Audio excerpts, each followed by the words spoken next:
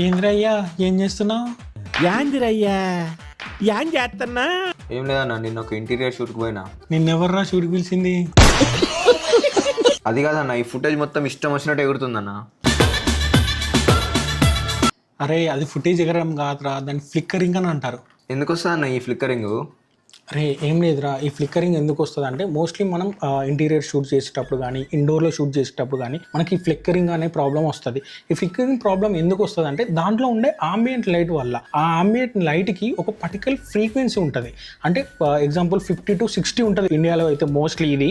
So ఈ 50 to 60 frequency ఏంటంటే ఒక్క బల్బు 1 సెకండ్లో 60 times గ్లో అవుతుంది. అంటే ఆఫ్ అయ్యి మళ్ళీ ఆన్ అవుతుంది 60 times.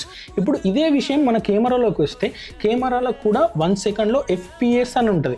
FPS అంటే ఫ్రేమ్స్ పర్ సెకండ్, అంటే ఒక సెకండ్లో ఎన్ని ఫ్రేమ్స్ రికార్డ్ కావాలి అనేది ఉంటుంది. ఇప్పుడు మనం కెమెరా సెట్టింగ్లో ఫ్రేమ్ రేట్ కూడా మనం 60 పెట్టామంటే ఇప్పుడు మన ఆంబియన్ లైట్ ఏం చేస్తుంది, 1 సెకండ్లో 60 times గ్లో అవుతుంది ఇది. సో మన ఫ్రేమ్ రేట్ కూడా 60 ఉంది. అప్పుడు ఏమవుతుందంటే ఇది గ్లో అయినప్పుడు ఒక ఫ్రేమ్ రికార్డ్ చేస్తుంది కెమెరా, మళ్ళీ ఇది ఆఫ్ అయినప్పుడు కూడా ఒక ఫ్రేమ్ రికార్డ్ చేస్తుంది, మళ్ళీ గ్లో అయినప్పుడు ఒక ఫ్రేమ్ రికార్డ్ చేస్తుంది, ఆఫ్ అయినప్పుడు ఒక ఫ్రేమ్ రికార్డ్ చేస్తుంది. ఇప్పుడు మన కెమెరాలో డాటా ఏం రికార్డ్ అయింది, ఆ బల్బు ఆన్ అవ్వడం ఆఫ్ అవ్వడం పర్టికులర్గా మన సెన్సార్ అనేది దాన్ని రికార్డ్ చేసింది.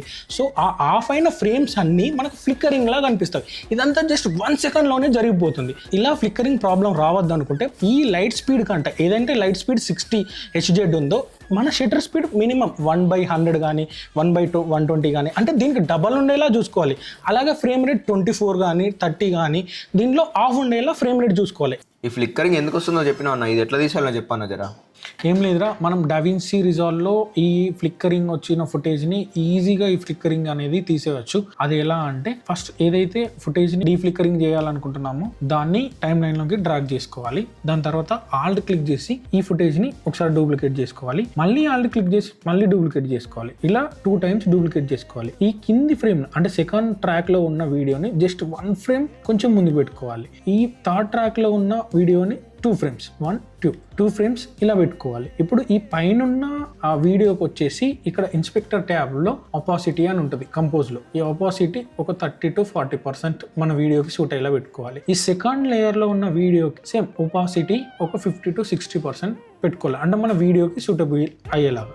చూసావా, ఈ ఫ్లిక్కరింగ్ అనేది 90% మనకి ఇక్కడ కవర్ అయిపోయింది. అన్న రేపు కూడా షూటింగ్ కెమెరా సెట్టింగ్స్ చెప్పావా అన్న? ఈ ఫ్లిక్కరింగ్ రాకుండా ఎలా రికార్డ్ చేయాలో ఈ కెమెరా సెట్టింగ్స్ అన్నీ నేను ఒక PDF చేసి ఉంచాను రా. ఈ PDF నీకు కావాలంటే ఈ వీడియో కింద రెడ్ స్పూన్ అని కామెంట్ చేయి, నీకు పంపిస్తాను.